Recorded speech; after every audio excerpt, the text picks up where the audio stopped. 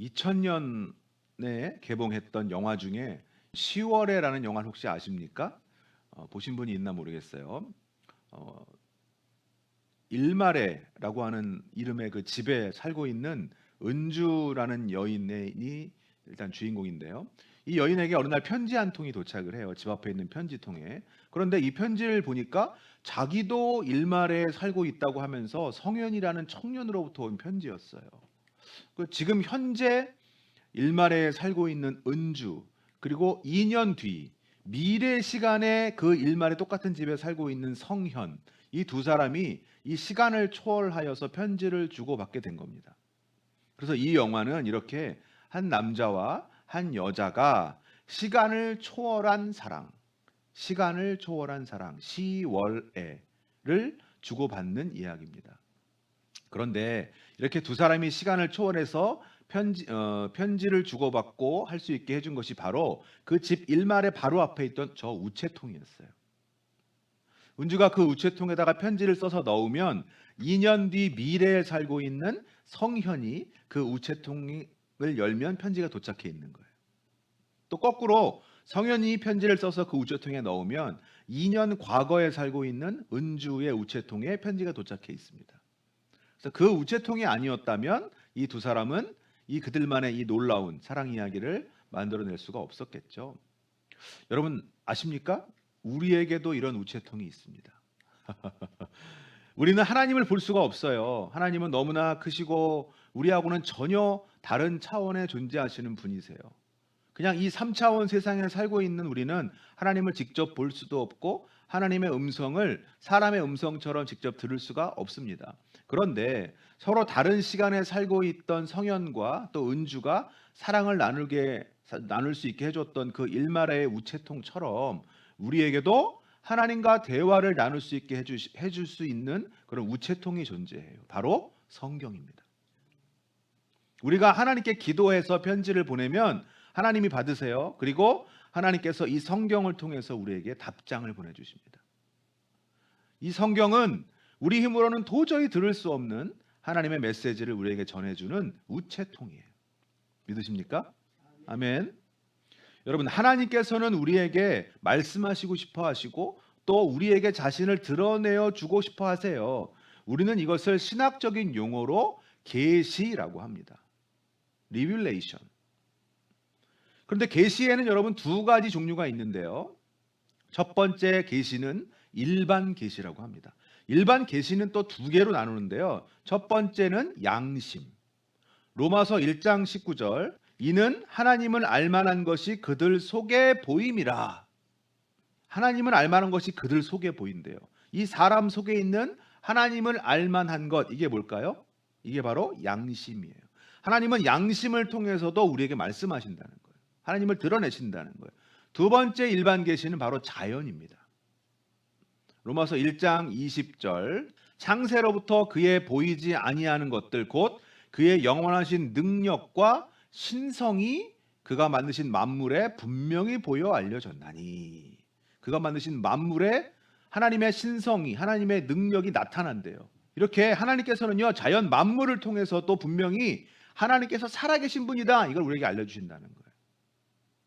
주 하나님 지으신 모든 세계 내 마음 속에 그리어볼 때, 제가 노래하면서 제가 막 에코를 넣어요. 이렇게 두 가지 일반 계시, 양심과 자연을 통해서 하나님께서는 하나님이 어떤 분이신지를 나타내 주신다는 거예요. 계시하신다는 거예요. 그런데 이 두 가지만으로는요, 하나님에 대해서 자세하게 알 수가 없어요. 우리 영혼이 병들었기 때문에 대부분의 세상 사람들은요, 자연 만물을 그냥 보면서도 하나님을 깨닫지 못하고 우리 양심도 많이 무디어졌어요. 그래서 이 두 가지는 로마서 1장 20절 말씀대로 그냥 핑계하지 못하는 정도, 그 정도이지 하나님에 대해서 우리가 많은 깨달음을 얻을 수 있도록 해주지는 못합니다. 그래서 하나님께서 우리에게 또 하나 계시의 방법을 주셨는데 그게 바로 특별 계시라는 거예요. 그런데 이 특별 계시도 크게 두 가지로 나눌 수 있는데요. 첫째는 예수님입니다. 예수님의 제자인 빌립이 예수님께 하나님을 보여달라고 졸라요. 요한복음 14장 8절. 빌립이 이르되 주여 아버지를 우리에게 보여 주옵소서 그리하면 족하겠나이다. 빌립이 예수님한테 하나님을 좀 보여달래요. 그랬더니 하나님 뭐라고 대답하시냐면 예수님께서 뭐라고 대답하시냐면 예수께서 이르시되 빌립아 내가 이렇게 오래 너희와 함께 있으되 네가 나를 알지 못하느냐? 나를 본 자는 아버지를 보았거늘 어찌하여 아버지를 보이라 하느냐. 예수님은 하나님이시라는 거예요. 예수님을 본 자는 하나님을 본 거예요. 하나님께서는 이 땅에 오신 예수님을 통해서 하나님의 사랑, 하나님의 공의, 하나님의 인자하심, 하나님의 성품 등을 계시해 주신 거예요. 그래서 예수님은 하나님의 특별 계시예요. 자, 그런데 예수님은 이미 하늘로 올라가셨고 짧은 시간 동안 그냥 소수의 사람만 그 당시 때 예수님을 직접 볼 수 있었을 뿐이잖아요. 자, 그래서 하나님께서 또 하나의 특별 계시를 통해서 우리에게 하나님을 드러내 주셨는데 그것이 뭐라고요? 그것이 바로 성경이에요. 성경을 통해서 우리는요 하나님에 대해서 많은 것을 알 수 있습니다. 창조의 기적이라든지 인간의 타락이라든지 하나님의 구원 계획, 예수님의 희생 등 우리는 성경을 통해서요 하나님께서 우리를 얼마나 사랑하셨는지를 알 수 있어요. 날 사랑하심, 날 사랑하심, 날 사랑하심 성경에 써 있네. 아멘. 제가요 신학생 때인데 신학생 시절에 한 발표 수업이 있었어요. 제가 속한 그 조에서 이제 단체로 발표를 하는데 각자 부분을 작성해서 합쳐서 발표를 하는 거예요. 근데 그 발표 내용 중에서 제가 작성한 부분에 이런 내용이 있었어요. 여러분 들어보세요. 하나님은 66권 성경 안에 스스로 갇혀 계신다. 이게 당시 제가 섬기던 그 교회 담임 목사님께서 자주 하시던 말씀인데 제가 참 좋아하는 말이라서 발표에다 넣었거든요. 그런데 우리 그 조의 대표 발표자가 이제 이 부분을 딱 읽으니까요. 갑자기 이 학생 중에 듣고 있던 학생분 중에 나이 좀 많으신 분이 한 분 있었는데 벌떡 일어나더니 소리를 막 지르기 시작하는 거예요. 아니 어떻게 하나님이 갇혀 계실 수 있다는 겁니까? 어떻게 그 위대한 하나님이 갇혀 계시다는 말을 합니까? 뭐 이러시는 거예요. 그래서 제가 나서 가지고 설명을 막 드렸는데도 이분이 막 화가 가라앉지 않는지 막 씩씩거리면서 계속 얘기하시는 거예요. 여러분 생각은 어떠세요? 하나님은 66권 성경 안에 스스로 갇혀 계신다. 여러분 이건 시적인 표현이죠. 여러분 물론 하나님은 어디에도 갇혀 계시지 않는 분이에요. 하지만 이 말에서 중요한 부분은요. 갇혀 계신다 이 말이 중요한 게 아니라 스스로라는 말이 중요한 거예요. 다른 말로 하면 뭐냐면 하나님은 너무너무 광대하신 분이지만 우리에게 이 성경으로 스스로를 제안해서 보여주신다는 거예요. 하나님께서 당연히 성경에 기록되지 않은 더 위대한 모습을 가지고 계실 것이고 성경에 없는 일도 얼마든지 행하실 수 있는 분이세요. 그러나 그렇게 하시지 않으세요. 이 성경 여러분 두꺼워 보이지만 위대하신 그 하나님께서 하나님에 대해서 담고 있기에 이게 충분한 책입니까? 그런데 하나님께서는 우리에게 지금 이만큼의 책을 주신 거예요. 왜요? 왜 그럴까요? 우리를 위해서죠. 만약 하나님께서 하셨던 일들 또 하실 일들을 다 기록하려면 여러분 세상에 어떤 책에 다 기록할 수 있습니까? 그 책을 다 둘 곳이 없을 겁니다. 우리는 평생을 걸쳐 읽어도 조금밖에 다 읽지 못할 거예요. 하나님께서 그런 우리 인간의 한계를 아시고 작정하고 읽으면 며칠이면 한 번을 읽을 수 있는 그런 만큼의 분량으로 성경을 주신 거예요. 아니 목사님 작정하고 읽으면 며칠이면 읽는다고요? 저는 아직 한 번도 못 읽었는데요. 뭐 그런 분 있을지 모르지만 하나님께서 이만큼의 분량을 우리를 위해서 성경으로 만드신 거예요. 그리고 이 안에 우리가 살아가면서 알아야 될 하나님에 대한 것들을 다 담아 놓으셨어요. 나를 만드신 하나님께서 나를 위해서 성경을 만드신 거예요. 할렐루야. 그런데 오늘 본문 16절을 한번 읽어볼까요? 디모데후서 3장 16절 모든 성경은 하나님의 감동으로 된 것으로 교훈과 책망과 바르게 함과 의로 교육하기에 유익하니 16절에서 성경이 하나님의 감동으로 되었다고 얘기합니다. 이 성경은요 적어도 한 1500년 이상의 긴 시간 동안 쓰였어요. 그리고 35명 이상의 사람에 의해서 기록이 됐어요.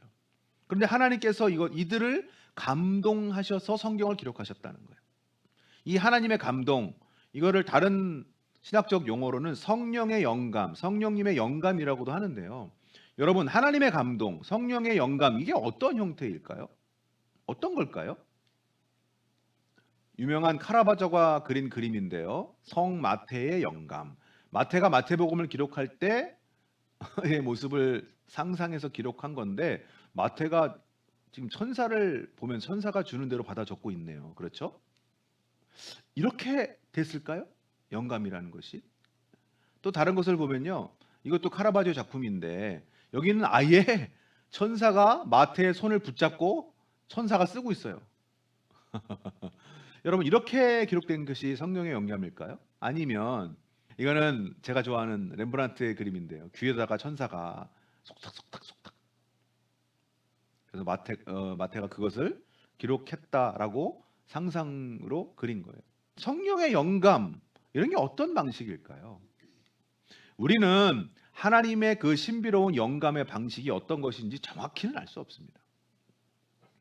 확실한 것은 뭐냐면 하나님께서 그 기록한 35명 이상의 사람들의 그 다양한 상황이라든지 조건이라든지 직업이라든지 성향이라든지 이런 것들을 다 무시하지 않으시고 그들이 가진 재능을 사용하셨다는 거예요. 그들이 처한 상황을 이용하셨다는 거예요.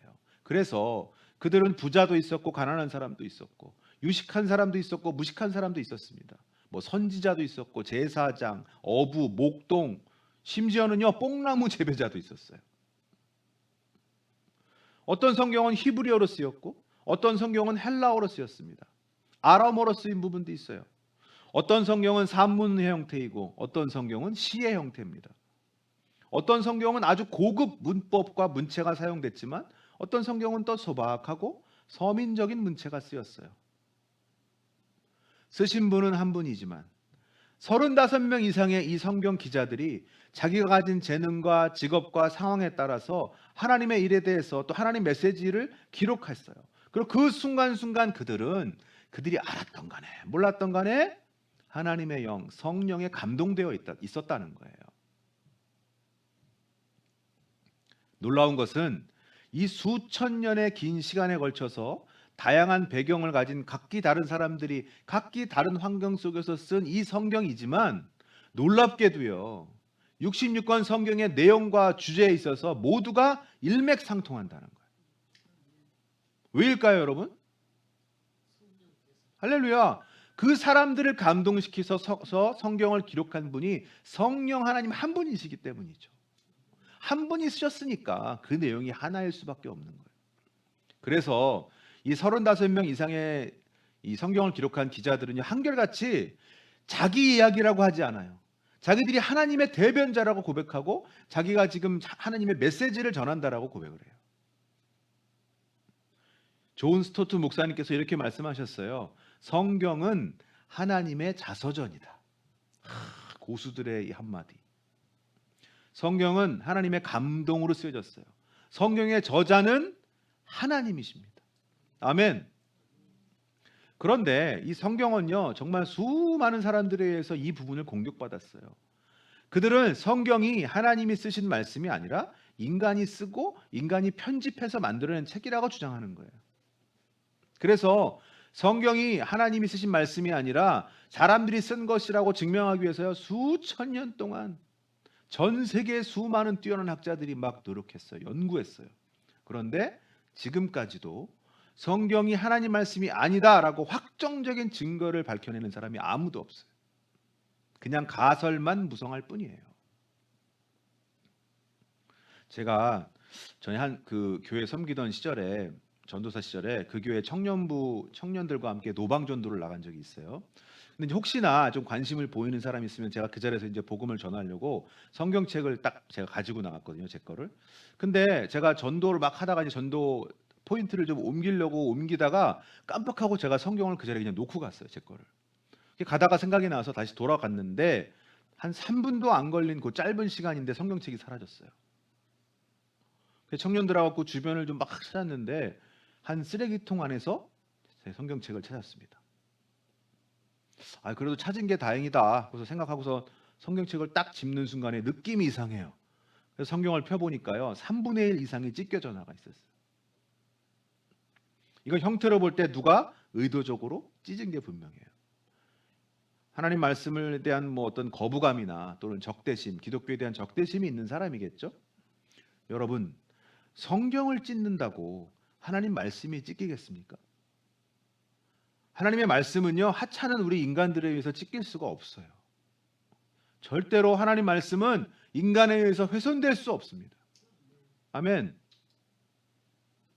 기독교 변증가인 조시 맥도웰이라고 하는 분이 있는데요. 이분은 대학 시절에는요, 이 기독교에 대해서 아주 비판적인 입장을 가지고 있었대요. 그래서 이 예수님의 부활, 또 성경의 내용들 이런 게 다 역사적인 근거가 없다, 부족하다 이렇게 생각을 했대요. 그래서 그것을 밝히고자 직접 한번 조사해 보기로 했답니다. 그래서 여러 대학과 도서관에서 역사 자료도 조사하고 성경 사본이나 고고학 자료, 고대 문헌, 또 법률적 증거 이런 걸 아주 폭넓게 연구하기 시작했어요. 그런데 조사를 하면 할수록 이 성경의 내용들이 생각보다 아주 강한 근거를 가지고 있다. 이 사실을 발견하게 된 거예요. 그래서 결국 조시 맥도웰은 예수 그리스도를 자신의 구주로 받아들이게 됐대요. 지금은요, 가장 유명한 기독교 변증가 중에 한 명으로서 활발하게 활동을 하고 있습니다. 또 미국의 시러큐스 대학의 영문학 교수인 로살리아 버터필드라는 분이 있는데요. 이분도 기독교를 아주 사회적으로 해로운 종교라고 생각하고 있었어요. 근데 어느 날 그 지역 신문에다가 아주 기독교를 신랄하게 비판하는 그런 칼럼을 써서 올렸는데 장로교 목사님인 켄 스미스 목사님으로부터 편지를 받았대요. 그래서 만나서 여러 차례 식사를 하면서 대화를 나누기 시작했어요. 그런데 이 버터필드는 이 켄 스미스 목사님이 주장하는 것에 있어서 반박할 자료를 찾기 위해서요, 그때부터 성경을 처음부터 읽기 시작했대요. 그런데 성경을 읽으면 읽을수록 자기가 예상했던 모습과는 완전히 다른 예수님을 만나게 됐어요. 수년간의 고민 끝에 결국 이 사람도 버터필드도 예수님을 믿게 됐답니다. 그래서 이후 대학 교수직을 내려놓고 기독교 작가 그리고 강연자로 활동하고 있습니다. 여러분, 성경은 사실입니다. 성경은 역사입니다. 성경은 살아있는 하나님의 말씀입니다. 아멘. 이사야서 40장 8절 푸른 마르고 꽃은 시드나 우리 하나님의 말씀은 영원히 서리라 하라. 아멘. 하나님 말씀은 살아계신 하나님의 실제 말씀이에요.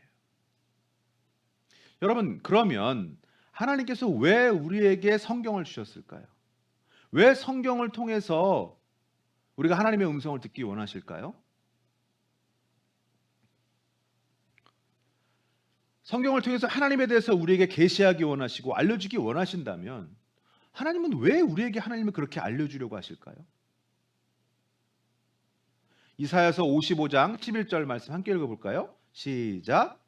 내 입에서 나가는 말도 이와 같이 헛되어 내게로 되돌아오지 아니하고 나의 기뻐하는 뜻을 이루며 내가 보낸 일에 형통함이니라. 하나님께서는 이유 없이 말씀하시지 않는다는 거예요. 반드시 하나님의 말씀은 이 땅에서 하나님의 뜻을 이룬다는 말씀이죠. 그러면 성경을 통해서 하나님께서 우리에게 이루시려고 하는 뜻이 무엇이냐는 거예요. 먼저 성경은 따라해 보세요. 우리를 구원에 이르게 한다. 디모데후서 3장 오늘 본문 15절에 보면요. 또 어려서부터 성경을 알았나니 성경은 능히 너로 하여금 그리스도 예수 안에 있는 믿음으로 말미암아 구원에 이르는 지혜가 있게 하느니라. 하나님께서 우리에게 성경을 주신 제1 목적은 우리를 구원하기 위해서예요. 여러분, 성경이 아니었다면 우리가 믿음으로 구원받는다는 사실을 어떻게 깨달을 수 있었겠어요? 인간은 원래 하나님의 복을 받은 존재라는 거, 인간이 범죄해서 죄인이 됐다는 거, 하나님은 하지만 우리를 다시 구원하시기 원하신다는 것, 그것이 예수님으로 인해서 완성됐다는 것, 이제 예수 믿으면 구원받는다는 것, 여러분 이것은 다 우리가 성경을 통해서 알 수 있는 거예요. 케니 맥클린턴이라고 하는 분이 있었어요. 이분이 이제 북아 아일랜드에서 태어났는데 어린 시절부터 아주 폭력, 범죄에 노출된 환경에서 성장했대요. 그래서 청소년 시절부터 절도, 폭력 범죄를 저질렀고 성인이 되어서는요 아주 무장 강도, 조직 범죄까지 가담해서 아주 여러 차례 교도소를 들락달락 했답니다. 그런데 교도소 안에 들어가서도 그 폭력적인 성격 때문에 막 문제를 일으키고 교도관을 막 폭행하고 그래서 독방에 수감되긴 일이 많았대요. 근데 어느 날 독방에서 생활하던 중에 너무 무료하니까 너무 지루해서 무료함을 달래기 위해서 교도소에서 지급한 성경을 집어들었대요. 처음에는 뭐 신앙을 갖기 위해서가 아니라 그냥 단순히 읽을 거리가 필요해서 그게 읽었다는 거예요. 그런데 성경을 읽던 중에 로마서 10장 13절 말씀을 읽게 됐어요. 누구든지 주의 이름을 부르는 자는 구원을 받으리라. 이 말씀을 딱 읽고는요 큰 충격을 받은 거예요. 그래서 자신의 죄를 인정하면서 하나님께 처음으로 진심 어린 기도를 드렸대요. 그리고 이후로 계속 그 성경을 읽으면서 삶이 변화되기 시작했습니다. 그 후 감옥에서 나온 이후로는요 과거의 그 범죄 생활로 돌아가지 않고 신학을 공부하고 범죄학을 공부하면서 청소년과 죄수들을 위한 사역에 헌신하고 있대요. 여러분 성경 한 구절로 어떻게 이런 일이 일어날 수 있을까요? 또 캄보디아에 쉔이라는 사람이 있는데 이 사람은요 어느 날 자기 누나가 글을 읽지 못했대요. 그래서 누나한테 성경을 읽어주기 시작했어요. 그런데 정작 듣고 있는 누나보다 읽는 자기가 먼저 성경 말씀에 사로잡히게 됐대요. 그래서 계속 그는 성경을 읽는 동안에 죄를 깨닫고 예수님을 믿게 됐대요. 그 이후로 교회를 개척하는 목회자가 돼서 복음을 전하고 있다고 합니다. 여러분 어떻게 이런 일이 일어납니까? 어떻게 성경을 읽는데 이런 일이 일어나죠? 그것은 성경이 하나님 말씀이기 때문이죠. 여러분 하나님의 말씀에는 구원의 능력이 있기 때문이에요. 성경은 우리에게 구원에 관한 지식도 주고 또한 구원의 기적도 행합니다. 아멘. 두 번째 하나님의 말씀인 이 성경이 우리에게 하는 일은요. 따라해 보세요. 우리를 온전케 한다. 온전케 한다. 오늘 본문 16, 17절 모든 성경은 하나님의 감동으로 된 것으로 교훈과 책망과 바르게 함과 의로 교육하기에 유익하니 이는 하나님의 사람으로 온전하게 하며 모든 선한 일을 행할 능력을 갖추게 하려 함이라. 하나님 말씀은요 때로 우리를 교훈해요. 우리를 때로 책망하고 때로는 바르게 하고 때로는 의로 교육합니다. 그래서 결국은 우리를 온전케 합니다. 우리가 하나님께 사용될 수 있도록. 미국의 락 밴드 중에 콘이라는 밴드가 있어요. 저도 예전에 음악 한창 들을 때 참 좋아했던 밴드거든요. 근데 이 밴드의 창립 멤버이자 기타리스트인 브라이언 헤드 웰치라는 분이 있는데요. 뭐 엄청난 세계적인 성공을 거둔 밴드이기 때문에 이 기타리스트 역시 엄청난 부를 얻은 음악가였어요. 그런데 그 화려한 무대 뒤에서 언제나 술과 마약에 빠져 살았습니다. 그래서 아내와 결국 이혼하게 되고 딸인 제니아를 혼자 돌보게는 됐는데 마약에 취한 상태로 딸 앞에 서는 일도 자주 있었대요. 그래서 자기는 딸을 사랑하긴 하지만 자기가 좋은 아버지가 되지 못한다는 그것 때문에 늘 깊은 죄책감과 절망에 빠져 살았대요. 그러던 중에 2004년도 말쯤에 이제 부동산 중개인이자 친구였던 에릭이라는 사람한테 한번 교회에 나와보라는 초대를 받았대요. 그러면서 이 에릭이 브라이언 헤드웰치에게 마태복음 11장 28절을 주었대요. 수고하고 무거운 짐진 자들아 다 내게로 오라. 근데 브라이언이 이 말씀을 듣고 교회 가기로 결정을 하고 교회에 참석했는데요. 집으로 돌아와서도 계속 성경을 읽으면서 하나님께 자기를 변화시켜 달라고 기도했대요. 근데 어느 날 마약을 한 상태였죠. 마약을 한 상태에서 성경을 읽었대요. 그러다가 이 중독을 없애주시고 제가 좋은 아버지가 되게 해주십시오라고 간절히 부르짖고 기도했답니다. 그 후에 그는 예수님께 자기를 맡기는 그런 결단을 했고 약물도 끊고 방탕한 생활도 끊고 무엇보다 딸을 보호하고 딸과 함께 신앙생활을 잘하며 그렇게 살고 있다 그래요. 같은 해에 그는 이스라엘 방문해서 요단강에서 세례도 받고 자신의 음악과 자신의 삶을 하나님께 드리겠다고 고백했대요. 지금도 딸을 잘 도우면서요, 신앙생활, 음악생활 계속 잘 하고 있어요. 지금 하시는 그 음악도 제가 듣고 있어요. 여러분, 하나님 말씀은요, 우리 삶을 변화시킵니다. 하나님 말씀은 우리를 성장시킵니다. 아멘. 하나님 말씀 없이는요, 절대로 신앙의 성장이 없어요. 세 번째, 따라해 보세요. 하나님의 말씀은 우리를 책망한다. 네, 하나님 말씀은 우리를 책망하고 때로는 교훈을 줍니다. 이 세계 교회사에서요, 가장 중대한 영향을 끼친 신학자가 누구냐 하면 어거스틴을 꼽는 사람들이 많습니다. 그런데 이 어거스틴은요, 이 젊을 때 아주 타락한 삶을 살았어요. 근데 어느 날 어거스틴이 깊은 생각에 잠겨 있는데 옆에서 놀고 있던 어린이들이 막 노래를 부르는데 그 노래 가사가 이거예요. 읽어라. 그것을 읽어라. 그것을 취해서 읽어라. 노래 가사가 이렇게 들리더래요. 그래서 어거스틴 앞에 있는 성경을 펴서 읽었습니다. 그런데 처음 딱 나온 구절이 로마서 13장 13절에서 14절이었어요. 방탕과 술 취하지 말며 음란과 호색하지 말며 쟁투와 시기하지 말고 오직 주 예수 그리스도로 옷 입고 정욕을 위하여 육신의 일을 도모하지 말라. 어거스틴은 이 말씀이 지금 나에게 주시는 하나님의 책망의 말씀이다라고 받아서 이때부터 타락한 삶을 정리하고 예수님께 자신의 삶을 바쳤다요. 여러분, 혹 성경을 읽을 때 또는 설교를 들을 때 여러분에게 하나님의 말씀이 책망이나 교훈으로 들려진다면 여러분 반드시 순종하시기를 축복합니다. 그러면 여러분에게 놀라운 일이 일어날 거예요. 아멘. 마지막 따라해 보세요. 하나님의 말씀은 우리에게 희망을 준다. 여러분, 하나님의 말씀은 우리에게 희망을 줘서 우리를 세워줘요.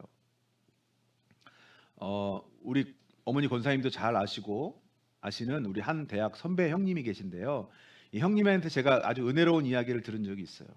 이 형님이 지금은 이제 인테리어 사업을 하세요. 그래서 우리 예배당 인테리어 해주신 분입니다.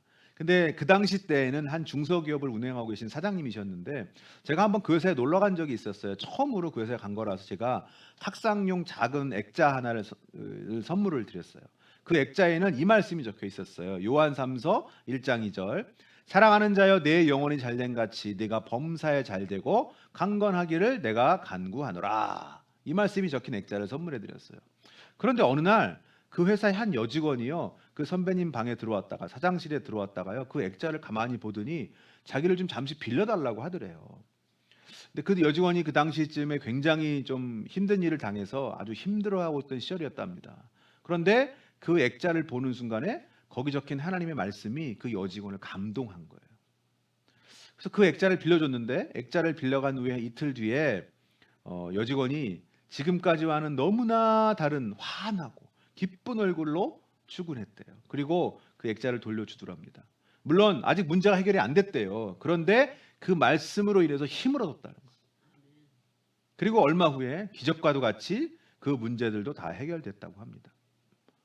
여러분, 그 액자의 능력이 있겠습니까? 거기에 적혀 있는 하나님 말씀의 능력이 있는 거죠. 여러분이 힘들 때 하나님 말씀으로 한번 위로받아 보신 분, 그 눈물 나는 뜨거운 감동을 아시는 분은 여러분 공감하실 거예요. 평생 동안 여러분이 지치거나 힘들 때 그 하나님께서 말씀으로 주시는 그 따뜻한 위로를 평생 받으시는 여러분 되시기를 축복합니다. 아멘. 이렇게 하나님의 말씀에는요, 여러 가지 놀라운 능력이 있습니다. 하지만 아무리 성경 말씀에 놀라운 능력이 담겨 있다고 하더라도 여러분이 성경을 손에 들지 않으면, 여러분이 성경을 펴지 않으면 그 능력을 체험할 수가 없습니다. 말씀이 여러분의 삶에 역사하려면 여러분의 노력도 필요한 거예요. 하나님 말씀을 들으려고 노력해야 됩니다. 말씀을 들으려면 말씀을 읽어야 됩니다. 매일 말씀을 읽는 것은요, 우리가 우리 영혼에 매일 말씀의 양식을 먹이는 거예요. 여러분, 사실 말씀 공부해야 돼요. 여러분도 목사만 하는 거 아닙니다. 말씀 묵상도 하고 큐티하고 하나님께서 우리의 길을 매일매일 인도해 주시도록 또 이 예배 가운데 선포되는 이 하나님 말씀 여러분 꼭 귀를 기울이시기를 바랍니다. 듣고 흘려버리지 않도록 바라요. 한마음교회 이 예배에서 선포되는 이 말씀은요, 한마음교회 모든 성도님들에게 주시는 하나님의 말씀이에요. 여러분, 이것이 여러분께서 하나님 말씀 안에 거하는 방법이고 여러분의 믿음이 자라나는 방법입니다. 오늘이 며칠이죠? 8월 2일이에요. 지금으로부터 26년 전인 1980년 8월 2일 날 우리나라에 엄청난 일이 일어났습니다. 바로 컬러 TV 판매가 시작됐어요. 우리 예순 권사님 기억하실는지 모르겠어요. 저희는 어릴 때니까. 사실 여러분 이것은요, 다른 나라들에 비해서 많이 늦어진 거라고 합니다. 미국은 우리나라보다 26년이나 빠른 1954년에 컬러 방송이 시작됐고, 일본도 우리나라보다 20년 빠른 1960년에 이미 컬러 방송이 시작됐어요. 뭐 당시에 우리나라에 컬러 TV를 만드는 기술이 없었냐 하면 그건 아니에요. 이미 1970년대부터 한국 기업들이 컬러 TV를 생산하고 있었어요. 하지만 전량 다 수출만 가능했고 국내에서는 판매 금지였습니다. 그러다가 1980년 8월 2일 날 컬러 TV 판매가 시작된 거예요. 그런데 컬러 TV 판매는 시작됐지만 컬러 TV 방송은 또 그 후로 4개월이나 지나서 이루어졌대요. 1980년 12월 1일 날 KBS가 수출의 날 기념식을 처음으로 컬러로 중계했대요. 흥미로운 사실은 여러분 아세요? 한국의 이 컬러 방송이요, 북한보다도 늦었다는 거예요. 북한은 한국보다 6년 빠른 1974년부터 컬러 방송을 시작했다고 하네요. 이 첫 컬러 방송이 전파를 탄 날 서울 종로의 세운상가라든지 전자제품 판매점 앞에 아주 수많은 사람들이 모여들었답니다. 그래서 애국가가 딱 컬러 화면으로 나오니까 구경하던 사람들이 막 박수를 치고 그랬대요. 당시의 언론이 한국의 컬러 시대의 개막이 됐다라는 표현을 쓰기 시작했고, 또 이 대한민국 역사 박물관에 가보면 대한민국이 색을 입은 날이라는 제목으로 당시를 소개하고 있대요. 예수님께서요, 신명기 8장 3절 말씀을 인용하시면서 이렇게 말씀하셨어요. 마태복음 4장 4절, 예수께서 대답하여 이르시되 기록되었을 때 사람이 떡으로만 살 것이 아니요 하나님의 입으로부터 나오는 모든 말씀으로 살 것이라 하였느니라. 여러분, 우리는 육의 양식으로만 사는 존재가 아닙니다. 우리는 하나님 말씀으로 사는 존재로 지음받았어요. 흑백으로 보는 세상과 컬러로 보는 세상이 하늘과 땅 차이이듯이 육의 눈으로만 세상을 보는 것과 말씀의 안경을 끼고 세상을 보는 것은요, 역시 하늘과 땅 차이예요. 떡으로만 사는 삶, 밥으로만 사는 삶, 이것과 말씀으로 사는 삶은 하늘과 땅 차이입니다. 여러분 죄송해요. 제가 요즘 이래저래 막 일이 좀 많았었고 제가 좀 다치기도 하고 이래서 준비가 좀 늦어지고 있는데요. 여러분 한마음 성경 일독 작전 우리 다시 꼭 할 겁니다. 여러분 꼭 제발 좀 참여해 주세요. 제가 강요는 하지 않습니다. 여러분의 선택이에요. 하지만 그 선택에 따르는 결과는 여러분 엄청난 차이일 겁니다. 세상을 육의 눈으로만 보면 사느냐, 하나님 말씀의 시각으로 보느냐에는 여러분에게 달렸어요. 여러분의 삶이 여러분의 힘으로만 사는 삶이 될 것인지 하나님의 음성을 따라가면서 하나님 도우심 받으며 살 것인지가 여러분에게 달렸습니다. 여러분 기도만으로는 절대로 성장하지 않아요.